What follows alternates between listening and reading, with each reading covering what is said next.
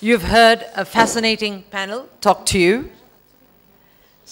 The group are highly enthused, and I hope that they have basically imparted a lot of information that gives you ideas of what is the way forward.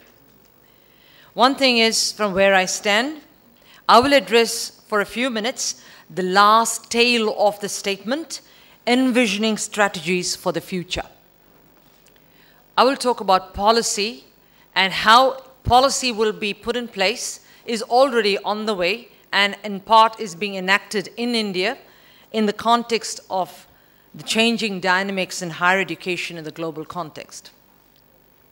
What we're seeing here today, and in India for the present, is an excitement about the change that's happening. But this change is not unforetold. It is anticipated, and we are prepared. 25 years ago, we started another journey, a big churn like this in the education space, bringing to the IITs, the IIMs, the ISCs, and we have established ourselves in the world market in the services plane. Now, as the next evolution of this, we're looking to actually establish ourselves in the R&D and innovation space as product developers in the world market.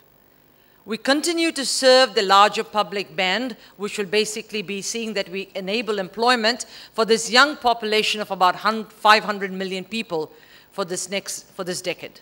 But in the interim, we also must empower ourselves to be able to deal with the higher end of the niche areas of specialization, product development, and innovation.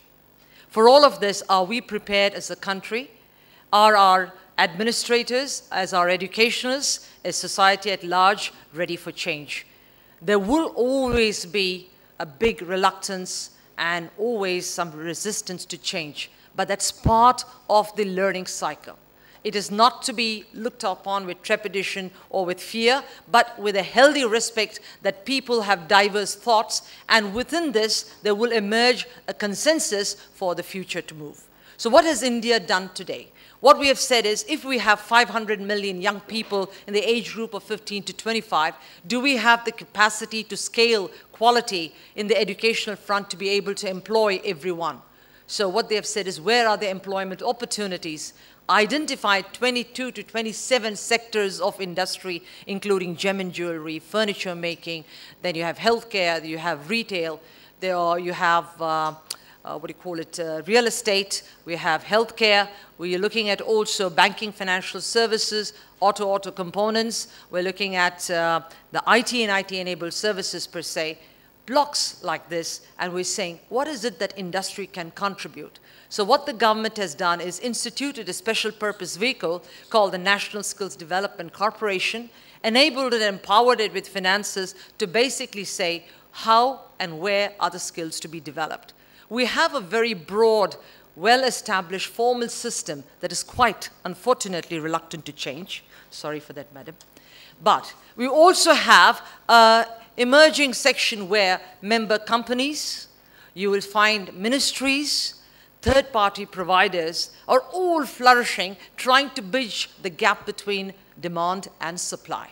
This ecosystem will grow, but can we actually standardize this so that there is a mapping of competencies in the formal to the non-formal, between the organized and the unorganized? Can we have occupational standards instituted so that you can start your life, probably being very grammatical here, from a sweeper right up to a scientist?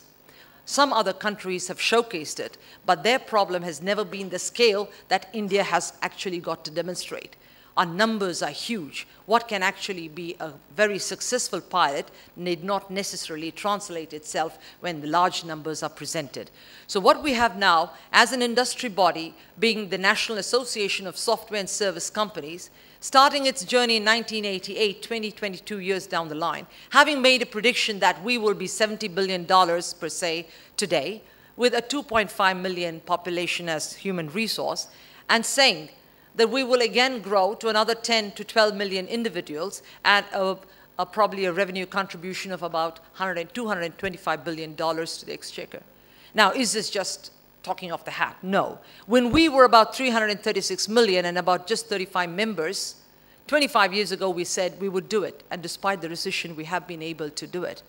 So now we have made our predictions and our trend and forecast and put forth strategies in place to be able to see, can we add value and take the ecosystem along with us using technology as an enabler and as a tool. So this conversation that we have had here, sharing our thoughts, actually puts this spot right in the right perspective. So what we have done from here is to actually, as an industry body, and talking to others, said, can we be very specific as what our requirements are? Can we identify the various jobs or the job roles that are available at our industry at the entry level? Identify those into functions, break those functions up into skills and competencies, build standards, and this will actually help third-party providers and the academia say what are the areas that they have to actually empower the student in using every sort of medium, blended learning processes, etc., to be able to give themselves an opportunity to be lifelong learners and to be continuously employable. So ladies and gentlemen, this is an exciting journey, and thank you, all of you, for making this a very interactive session. We will open up the floor here for a couple of questions. We're really tight, though I was being very, very strict with the timelines. We have overshot. Probably just a couple of questions. I would just like to define the concept of questions. No comments, please. Just a sentence with a question mark behind it, ladies and gentlemen. Take just 2 questions. Anyone? Yes, please. The mic over.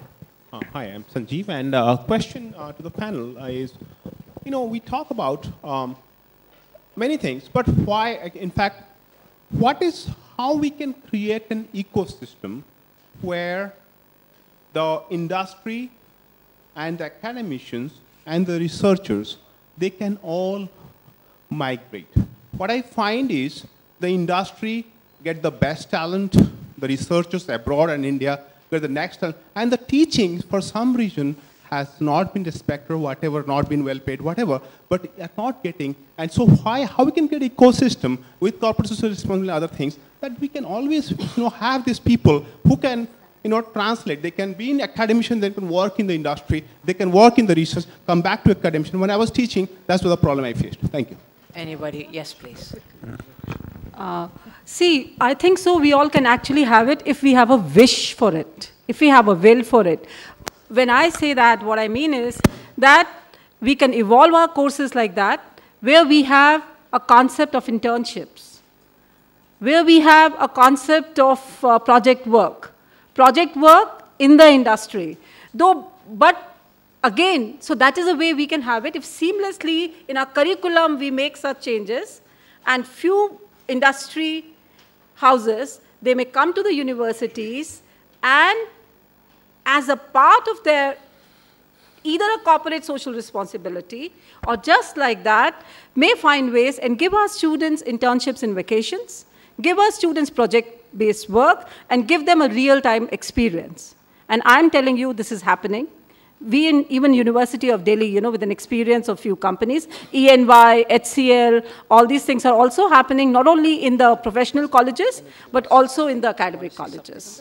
And so this can only happen, and always remember, though I'm a person of natural resource management, and we all talk about grassroots changes, but these changes in academic setup can only take place if people at the top, it's only the top-down decision makers may agree for what you are suggesting, and that would be a lovely experience. Yes, sir. Pardon my again frank talk. Morning session also did some frank talk. I think we are missing something.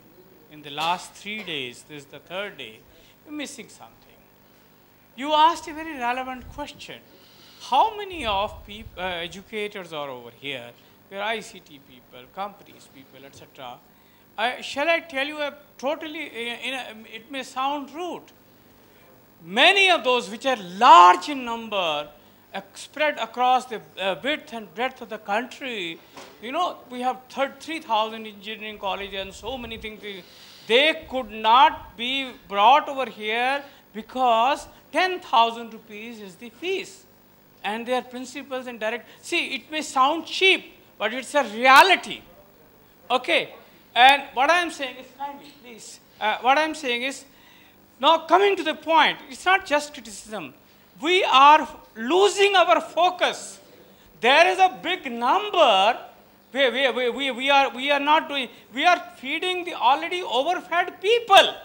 We are talking about M technology, E technology, etc. We are not focusing on those things where a milkman's son and a buffalo fellow's son, a shepherd's son is there. They have got potential, they have got sincerity, but they have got no person like Dr. Sandhya to go there, motivate, awaken their kundalini, and they will create wonders. Wonderful thoughts, sir. I'd just like to explain how technology can happen, and probably this would be a word for the organizers of this event to take away.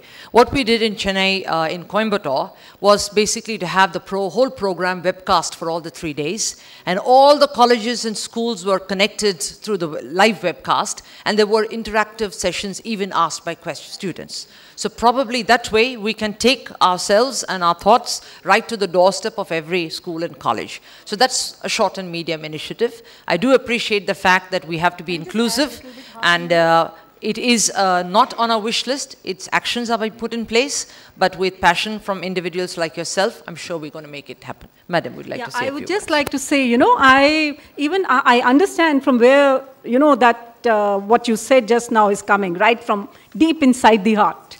But, you know, even if you recollect the first day, our minister also said, and the other speakers also said in the first session, that a lot of money remain unspent. You know, he gave such a big figure of 55,000 crores.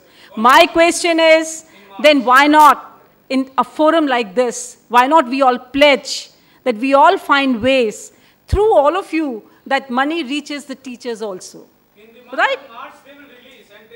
No, sir, I would only like to say, I wish that, you know, the first step is realization. If we have realized that, we'll find ways to conquer that also. So you must know you should never argue with the teacher.